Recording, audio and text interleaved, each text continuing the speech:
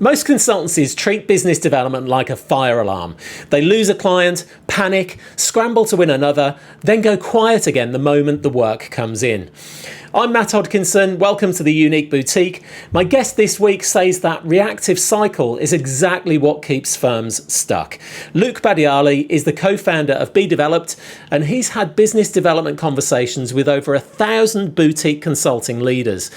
In this episode, he explains why so many firms are sitting on a goldmine in their own CRM and just don't know it, whether cold outreach actually works in consulting, and what genuinely changes when a firm finally gets this right, including one client who went from a single new business conversation in a year to 25. If your pipeline runs hot and cold, this one's for you. Let's get stuck in.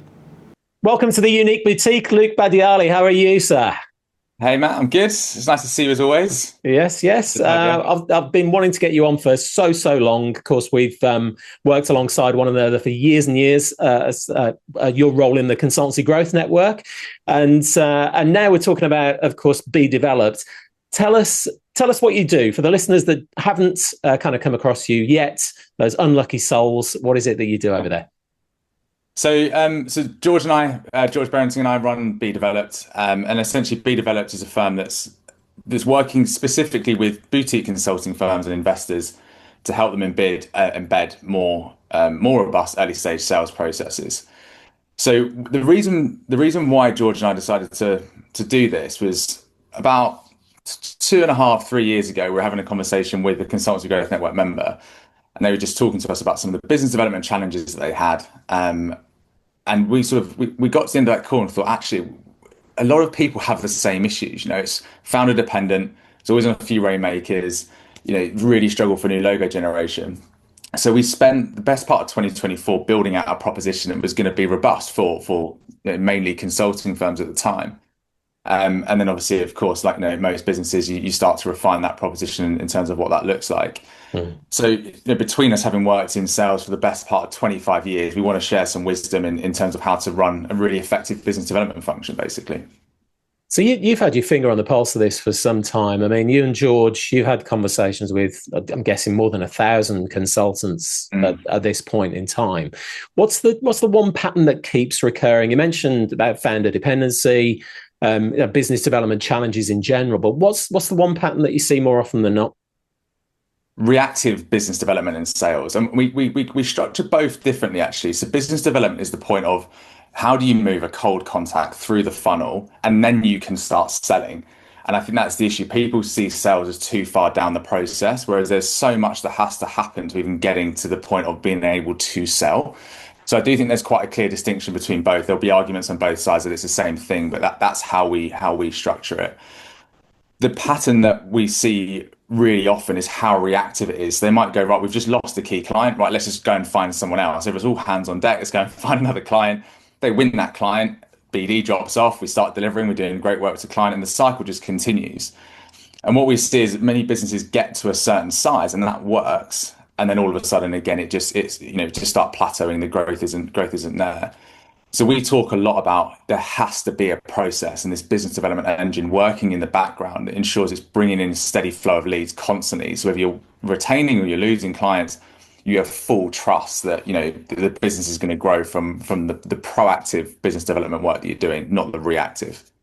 That reactive nature, that's so damaging because, I mean, as many consultancies have found, especially in the last few years, sales cycles are so unpredictable. In some consultancies, they can run to many months, if not years, in some propositions.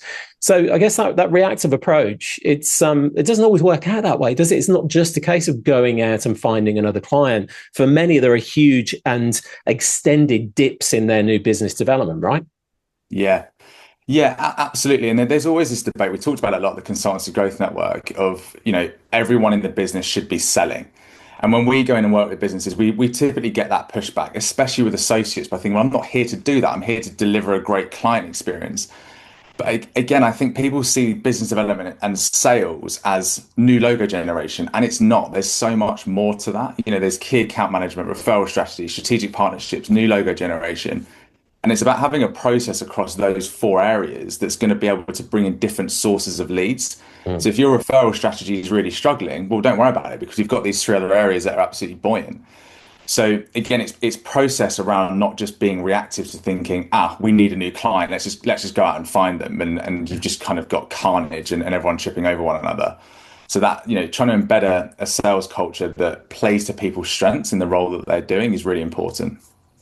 The one other thing I reflect on is we've got the consultancy sector in general, which is heavily reliant on referrals, word of mouth, networks from previous lives in business as well.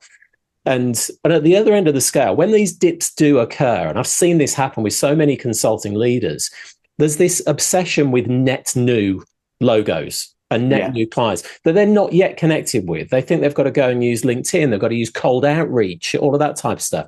Why do you think there is this fascination with net new rather than looking in this often a pile of pay dirt that they're already sitting on? This is a great question. We could talk about this for a long time, so I'll try and keep it as brief as possible. I think what tends to happen and there's something that's really at the front of my mind. There's a business that we've been speaking to recently, £30 million consultancy, want to double in growth, but the best part of 70% was coming from two clients, and their margin average between the two was 17%. So making very little profit. Their feedback was, well, look, of course, we've retained these clients for the best part of 10 years. Like, that's got to show for something. So I think the net new typically, and where we try and advise that when you're in that situation, of course, you don't want to lose those long-term relationships. And the idea is to increase the pricing and margins, of course. But the net new clients, typically you're able to charge more because there is no historic relationship. So I think personally, I think it's really important to look at the current clients you've got and really ask yourself and the team, are we maximizing that client? Are we working with them across every service line? I guarantee the answer is no. And if the no is the case, getting the consultants or the associates, whoever is working with those clients from a key account management perspective, just simply asking who else in the organization could we be talking to because we do X, Y, and Z. All of a sudden that will open up new doors. And I see that as new business because you haven't been working with a specific individual within that business, especially as most of the consultancies are working with corporates. And I think then alongside that, sequentially you have to do the new logo stuff because that's where the opportunities are going to be and the chance to potentially, charge more and really show some of those services to people that don't know you. Yeah, obviously you've been immersed in the consultancy sector. I just wonder, with business development seemingly being this big, hard thing for consultancy leaders to crack, why is that when you compare it with other industries and the selling process there? Is there something specific about the consultancy sector that changes the dynamic of sales? Yeah, it does, absolutely. And more because consultative selling is not a hard sell. So more often than not, you have to lead with value. You'll know this better than anybody around positioning and differentiation, right? If you're going in and you're saying, I understand your challenge, we work with people just like you, and this is the outcome. Mm. People will feel that and they'll know that you know their market. Whereas I think in other, I grew up in my sales career working in recruitment, and it was scattergun. It was just you basically sending out thousands of mass emails. You were just calling around hoping that someone was going to buy and it was the right time at the right place. Consultative selling's not that. You have to be very meticulous in terms of who you're going after, what's the challenge you're trying to solve. And I do think that more often than not, people are very vague with their proposition, and in such a competitive landscape, that differentiation piece that, again, you'll know better than anybody else, is absolutely imperative to be able to kind of go out to market. So it's the very first thing that that we always do is look at the value proposition and think, is it unique, and is it aligned to all of the service lines that clients actually understand what you do? Because you'll lose a client or a prospect a hell of a lot quicker than when you will then gaining their trust, and that can go quite quickly. Yeah, I feel there's still far too much fuzziness, and that's just going to introduce friction into the deal. You've got a great line on your website when it comes to about hiring and especially putting people into BD and sales roles, about hiring a Michelin-starred chef and then handing them an empty fridge. Talk me through that dynamic. Why does hiring a sales director so often fail to fix the problem for consultancies? Yeah, it's something that we've toyed around with actually over the last couple of years quite a lot, because I do believe there is a place for a sales director. But a sales director, if you're paying them six figures, should not be sitting there trawling through LinkedIn, doing 3 hours a day of just real administrative work because you're essentially you're overpaying them. Yeah. What you want the sales director for is to push the process forward in terms of strategy and guide teams and upskill them and bring them with you, and then they can help with the broader kind of commercial piece. So when we talk about hiring for people, we more often than not they don't even have a business development person that's sat there doing it.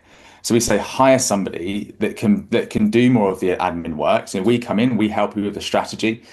We'll have someone that working alongside us doing the administrative sales work, the idea of getting new contacts, updating CRMs, putting them into sequences, doing more of the bespoke outreach, etc. And then when the time is right and you can see the growth and scale, we can slowly start to hand off to potentially more permanent sales director. And that's more often than not what people are weighing up. Do they go with us or do they go with the sales director? And we've priced very, with the idea that we are cheaper than a sales director and we have a lot more experience in the sector. So the idea is, I think it's really important to have a blend of seniority and people that are willing to roll up their sleeves and get stuck in with the hunting. A lot of people's perception out there, and I know this because we've faced these kinds of questions inside the network, as you'll know. People have the perception that BD is a mix of marketing, sales. There's a lot of different sort of component parts. And when it comes to hiring as well, that common question, who do we hire first? Well, how do we start to build out this team? And should the focus primarily be on marketing, latterly on sales, or the other way round? What's your advice when it comes to that roadmap of developing a capability? And I guess, you'd advocate that idea of outsourcing first, perhaps proving the process before building that team. But yeah, marketing, sales, BD, how does it all kind of fit together as far as you see it? Yeah, this is a great question. So I think one of the most important things in business development is aligning sales and marketing teams. We see it way too often when marketing are doing one thing, sales are doing something else. The message we're trying to portray is completely mixed between both. So one of the work that we do more often than not is kind of going, what have you got in marketing and how can sales kind of bolt onto that, right? So you're looking at the activity that marketing are doing. That for me is reactive selling. It's going to, we're getting marketing to put more people in the funnel. We see engagement, sales jump on it and try and obviously move them through the funnel. Yeah. And then alongside that more business development role is the hunter. So that's going out, finding new contacts, seeing opportunities, looking at the ICP and seeing who you can draw in, and it's doing both. What tends to happen, and we see people that aren't necessarily with that hunter mentality, and I'm using that a lot because it's very much that, you have to go out and willingly go and hunt for business, be willing to pick up the phone, etc. But more often than not, people want the easy wins. And that's where they kind of just go on referrals or they're going on the marketing activity. And it's just really important to spin all the different plates. But I think if you don't have somebody in marketing, you don't have someone doing business development, you're going to really struggle to grow and scale. So I do really think it's important to have somebody on the marketing side, whether it's internal, whether it's outsourced, whatever that looks like. There has to be a relationship between the work you're doing in marketing and sales, which is why it's called sales and marketing. It's essentially one department. Yeah, no, I get that. I think also we need to reflect on the fact, of course, that boutique is a spectrum. There's a range, isn't there? And at the lower range, we recognize that founder-led sales is still the way to go. In fact, founder-led everything. That's just wearing still. There's a bit of marketing in there, a bit of BD, bit of admin. When it comes to that kind of founder-led sales idea, I mean, when does that become too much of a bottleneck? What is, and how do you replicate that subject matter expertise that you find with founders, and when they're trying to sort of replicate themselves? Is that too much to expect that they're going to find somebody in BD who's really going to understand the proposition, the business, and the client base in the same way? There's different ways that you can set it up, and I think, like you mentioned there, it depends on seniority. We're working with a client at the moment that their business development people are giving emails to their managing director for the managing director to sign off those emails before sending out emails. It's crazy. It's not a role of what a founder or an MD should be doing. Now, the point of when the MD or the CEO, founder, etc., gets involved in that conversation, again, depends on the size of the organization. But I would say that if the business development person is doing the hunting, booking the sales calls, they can always get an expert to come into that conversation, whether it be the founder, whether it be a commercial director, a consultant, to come onto that call. and obviously then it's not just the business development person, it's also the consultant, and then it's just about getting your pitch right to make sure that both are getting getting the right information across.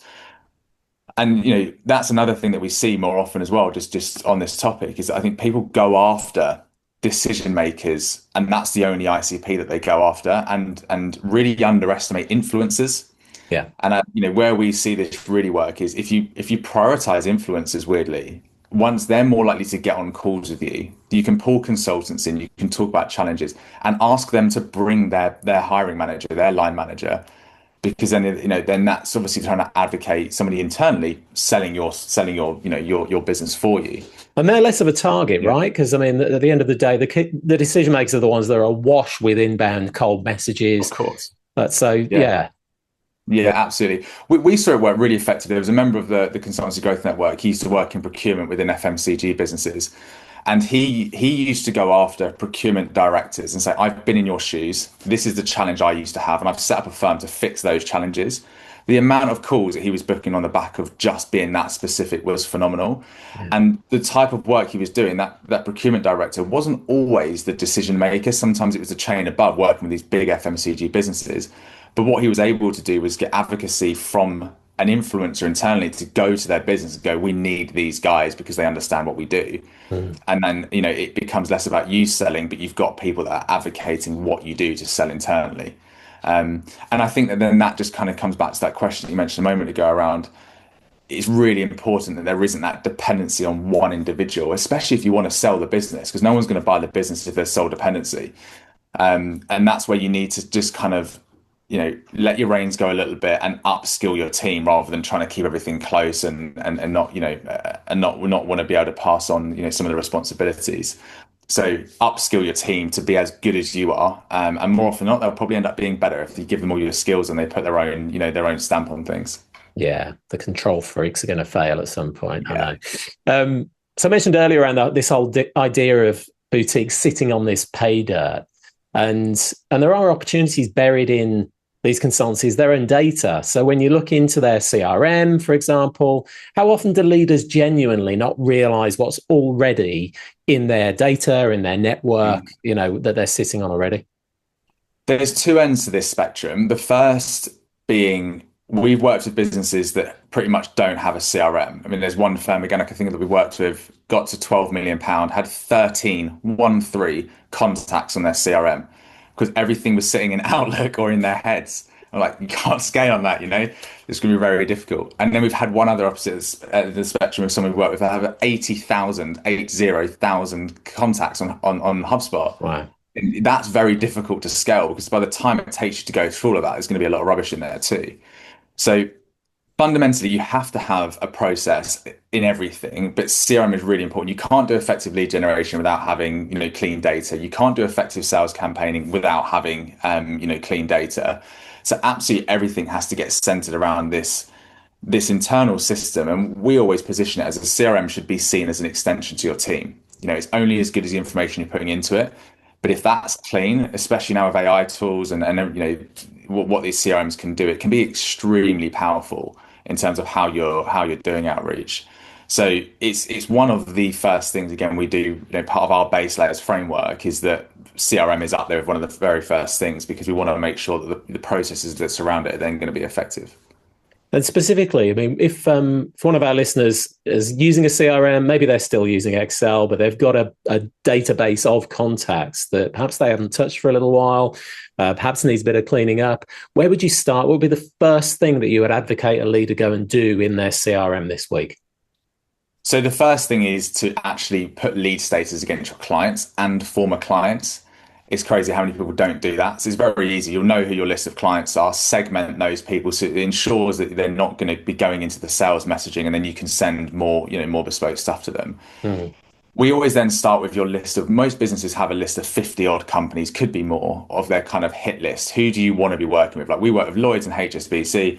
We want to be going and working with, other banks, right? Who are those 50 banks you want to work with? And put them as prospects, and then start to build out from there within those organizations who you want to be targeting. And that's really where I would start to see who you have in your CRM. So if you've got those list of 50 clients, look at those 50 companies. Do they already exist in your CRM? If they do, great.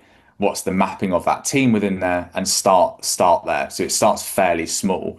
But 50 companies could end up being 150 contacts, right? And that's enough to start with, to start doing marketing campaigning and going out to.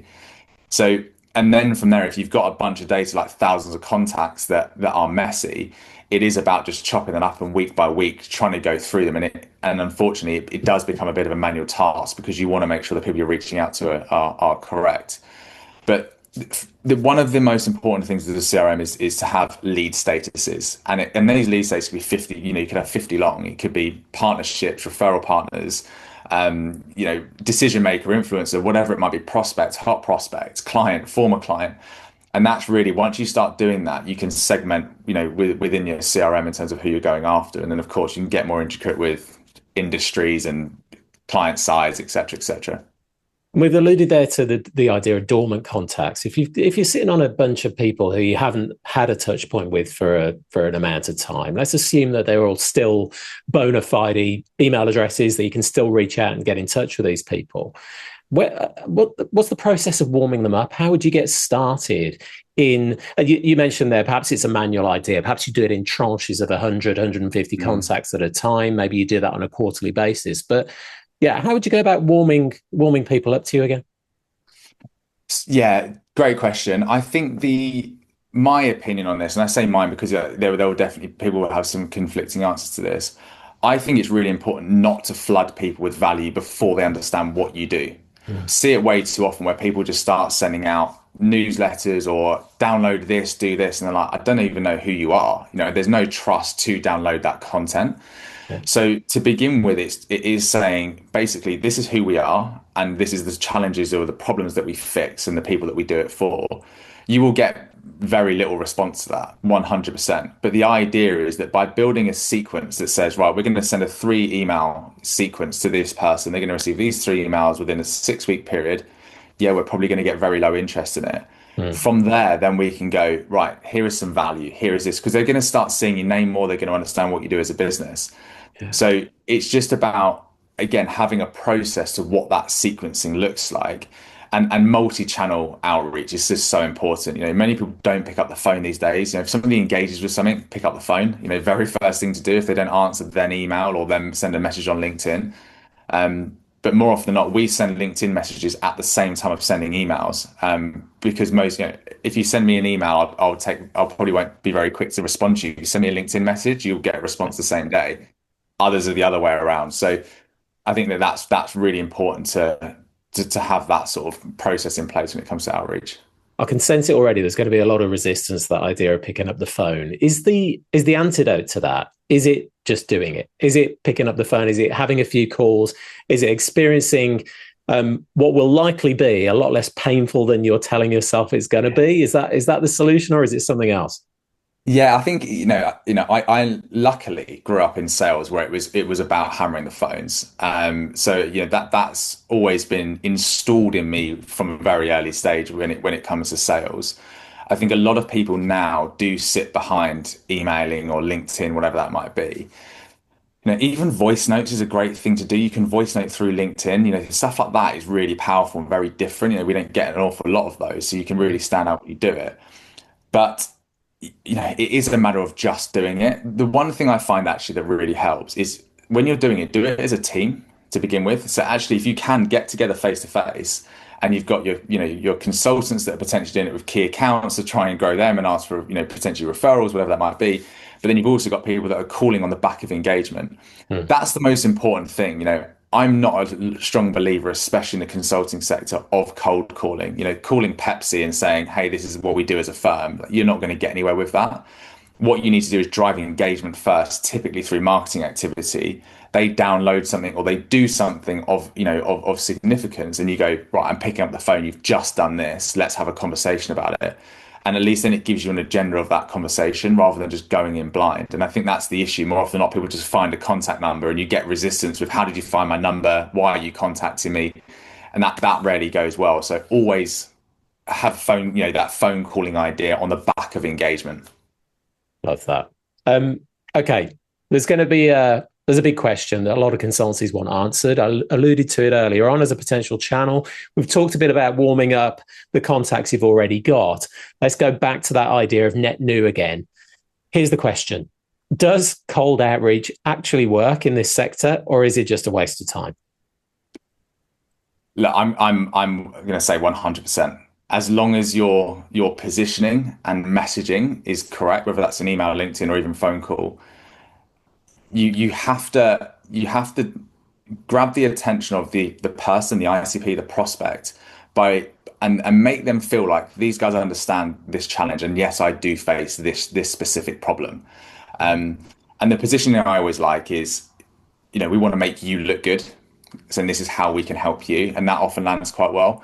So I would say, yes, absolutely. Cold outreach does work. However, it's a lot lower than what it is working on the back of marketing engagement or key account management. That side of things, you're always going to get a higher rate. But you have to build new relationships. That's how then this cycle starts, where everyone becomes cold at some point, and then you grow up and then you've known someone for 10, 20 years and you can just call on somebody. You have to start doing that somewhere. And, in a world that most of us are sat at home, unfortunately, it starts with picking up the phone or sending an email. And I think there's a genuine, synergy between what we do, and position it more like a partnership than you selling to them. We want to partner with businesses or people like you. Yeah. That's where the colder outreach message will land. But you're going to get more rejections than yeses, 100%. Well, that's what I'm hearing, is that it's like a heat scale. You start with the hottest and you work your way down, absolutely. Right? It's only when you've exhausted the hot and the warm that you even get to the cold anything. Yeah. And then do you find, is it still a multi-channel approach then? Is it, we hear in the world of consultancy that's the dual aspect of email and LinkedIn. You'd probably advocate throwing the odd cold call in there as well, perhaps, if you can get those details. Is that the way to go? Yeah, it is. And I think that there's a fine line of bombarding people where, again, you're sending out too many messages too early and they go, oh my God, this is just too much, leave me alone. Yeah. But then also not sending messages in enough of a frequency that then they just forget who you are for every message. So you almost want to plan out what that 6-month prospect journey would look like for an individual. So you're saying, if I was in your shoes, what sort of things would I want to receive and how would that feel? And when you flip that, then that really helps. And you can say, over a 6-month period, if I was to receive this and this was the message, how would that land? So like you said, always start with the hottest, the warmest. Go after, your key accounts and then think about, who else could we be working with in those organizations? Because I guarantee you there's a lot of hotspots in there that just from asking that question can open doors. Then it's about looking at networks, referrals, strategic partnerships. What other businesses could you be partnering with? We see some businesses build really effective ecosystems from strategic partnerships. Yeah. And then it becomes about how can we move cold data through the funnel to engagement and then to the point of having a sales conversation. And I think that's the key thing. Cold outreach, people often see, I'm just going in cold, blindly selling. It's trying to get them engaging through some sort of marketing material, or whether it's a webinar or a podcast, whatever it might be, get them interested in something. And all of a sudden it's no longer cold outreach. Yeah, really good advice. Luke, I want to shift gears. Let's talk about results. Let's talk about when you get this right, when a consultancy finally gets that business development approach nailed.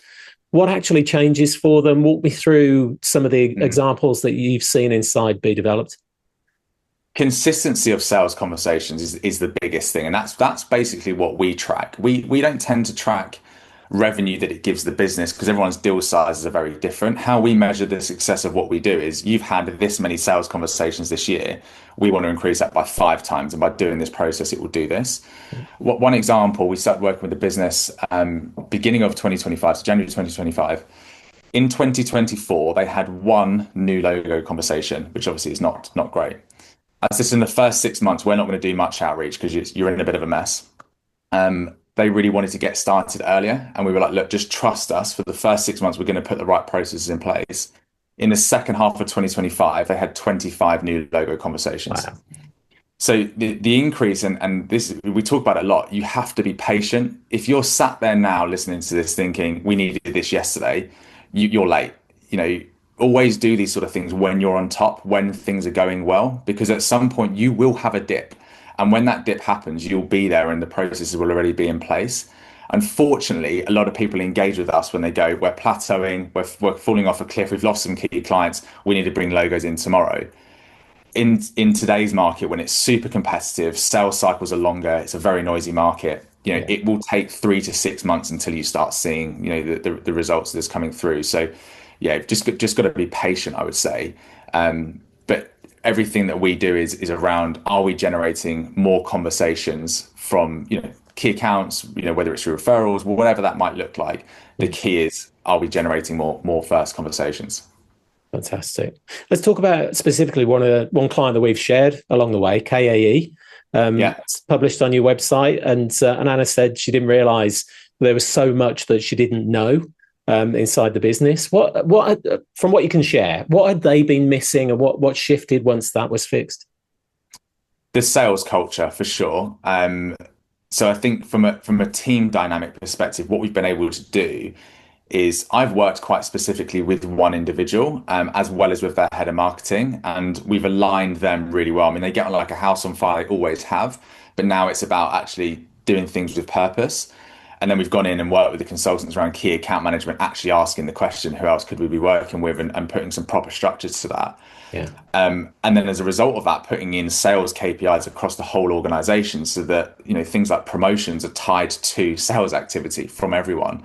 And stuff like that's made quite a big shift in difference that turns away from one, rainmaker essentially to all of a sudden there's different places to pick it up.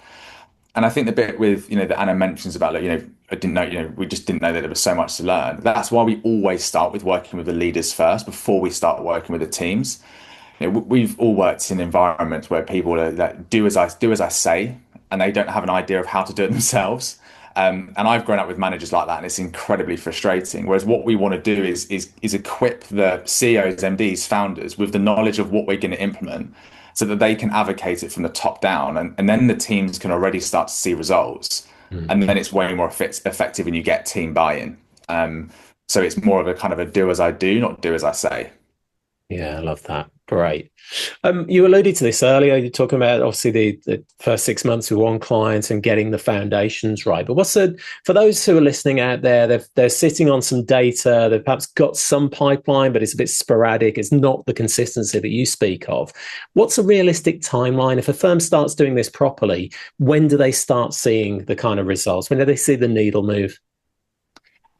I think if you get the marketing part right, and you have that running within 3 months is roughly, you'll start to see some results coming through. When you're calling people, all of a sudden, actually calling people is not too bad. I'm seeing some results from this, but it does typically take 6 months. You'll have first conversations. We talked about the sales cycle being longer because that's all that people care about, really. We were looking at first conversations, but businesses are looking at the bottom line. Is this work going to give us more business?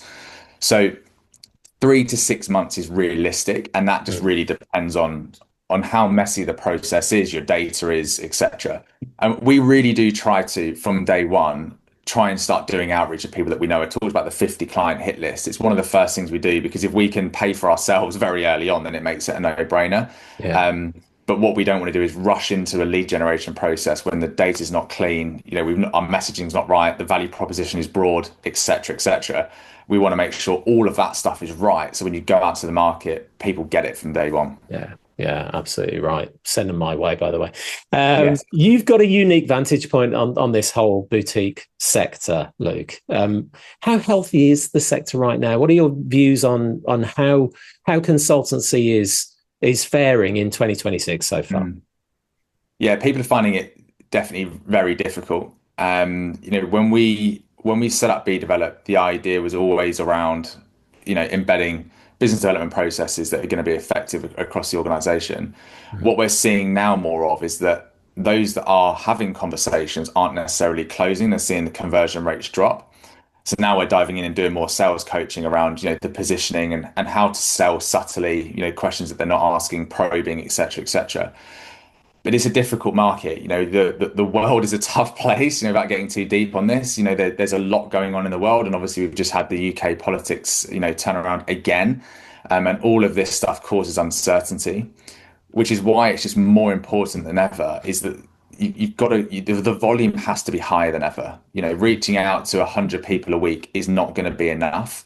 And again, make sure you're doing it with purpose. But the higher the volume, the better outcome you're going to have. And that sounds really cliche, but if you're able to really home in on who you're working with in an ICP and get thousands of people engaged in what you're doing, that's where you'll see a success no matter what you do. And the broader firms are definitely struggling more. We've had a few firms working with us that have said we're just losing out to competitors all the time, because we haven't pushed our value proposition forward. We haven't changed how we're doing things over the last couple of years. And I would really advocate looking at that and thinking, how can we be different to our competitors, and what's our USP versus what they're offering? Would it be too simplistic to say that's where you've got a well-defined proposition, you've got a well-defined niche that you're selling into? Is it a numbers game? Yes, essentially it is. Yeah, and unfortunately it is. And what we don't want to do is you kind of just throw spaghetti against the wall and hope that it sticks and you've gone out to 10,000 people, because you won't get a result from that. You have to build this from the ground up, and it is time consuming, going and finding contacts. And we talked about that business development admin work that goes in at the beginning.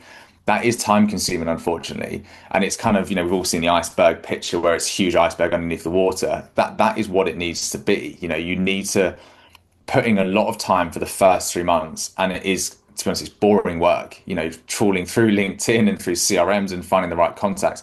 But once you have them and you're at the point of having 5,000 people, 2,000 businesses roughly, you're able to be in a position that you can go, right, what are we really going to do that's going to be effective with these individuals? And you can do that over a 6 to 12 month plan.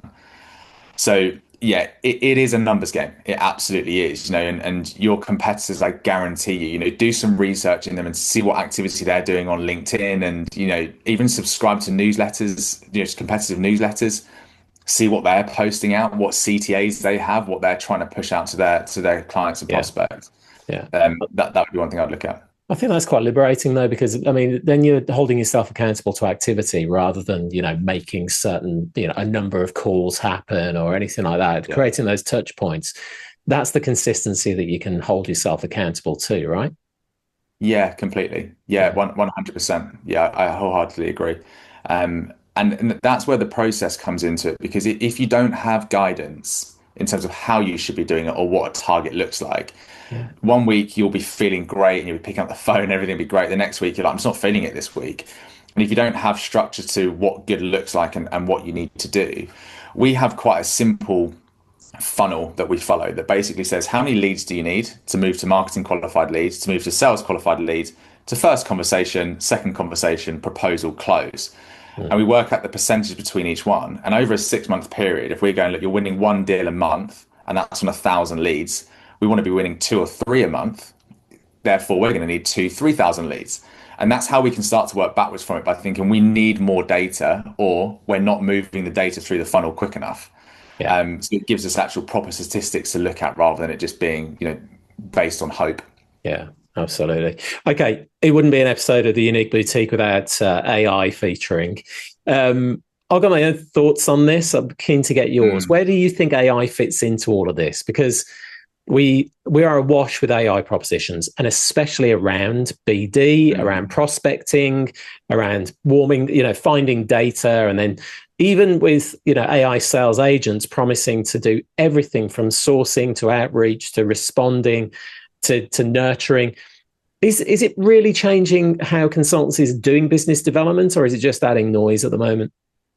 No, I think consultancies are definitely don't like the idea of that because it's automated. I think when we work with consultants, more often than not, they're like, we don't want to be seen as an ick. We don't want to go out with a message that doesn't portray who we are. Yeah. And we want to make sure we know who we're going out to. Unfortunately, the AI language is always very obvious. You see a lot of like the M dashes and stuff like that that's very obvious. And again, it's getting a bit better with that now. I have spent days, if not weeks, using all different types of AI in terms of how it can work within business development. And we have to be forward, at the forefront of this within sales. And you still need that human touch. It doesn't matter. Even if you're to the point of conversation, you have to understand what the client is doing. So when you get to the conversation, you're able to really articulate yourself well. There are tools like Apollo that I would say is the best tool out there for finding new data, because it's more specific, in my opinion, than when you use the likes of LinkedIn. Because LinkedIn isn't great. It's there's not loads of kind of searches that you can do within it. Apollo is fantastic. And then it's about what do I do with that? And then it's about transferring it into HubSpot and putting that into the sales strategy that we've alluded to earlier part of this week. So don't rely on AI to do the outreach for you. It doesn't work. You are going to have to go out to way more volume than what you will by thinking, use AI to find the data. And you can use Claude as another really good one by saying, here are 5 clients that we work with currently. I want to know another 50 companies like this that we could be working with. This is our proposition. It will tell you who those 50 companies are. Get those 50 companies, put it into Apollo, get all the contacts out, then start nurturing them in the right way. That's where it can save you a lot of time, but just don't expect AI to do the outreach for you, because it's very obvious, and people are being bombarded with those sorts of messages. Before we get into, we're about to do our sort of regular feature and wrap up, but before I do that, I'm keen to know, what is your most successful BD strategy for BeDeveloped? How are you currently connecting with your ideal clients in the best way? Yeah, and it's funny. George and I always talk about, practice what you preach, and every single day we really try and take that into our day. So we have, as you know, Matt, with the Consultancy Growth Network, we have a phenomenal network of consultancies that we've worked with for such a long period of time. And one thing that we continually do is ask just to pitch to them. There is no sales part. We just want to pitch to you to get your feedback in terms of what you think. And actually, more often not that, oh my God, this is great. Like we need this, but that's not the purpose.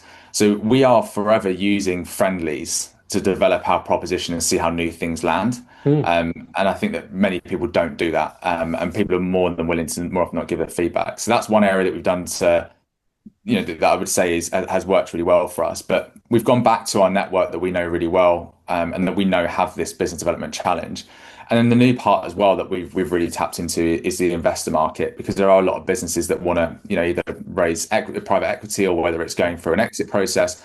So going in with these investors that are going into organizations for high growth is really where we've seen a big uptake. So we're doing more business development around more relationships with investors that they can take us with them, basically. But everything that we've talked about today around the kind of key account management, referral strategy, strategic partnerships, we're building an ecosystem at the moment. So the gaps that we have in BeDeveloped that we don't want to do, we're building an ecosystem that we can bring partners with us when we go and do transformation programs, as well as trying to move cold outreach into more engaged, prospects that actually know what we do. Yeah, wonderful. Right, regular feature time. Snog, marry, avoid. A snog is a quick win in business. What would you advocate that the boutique leaders out there could be installing today? Get your consultants to ask their key clients within, so if you're working with American Express, just go and ask them, who else in the organization could we be speaking to? This is what we do. Just ask that one simple question, and I guarantee you will get, if you ask that across the 10 clients that you have, you will get a couple of referrals within a week out of that. Amazing.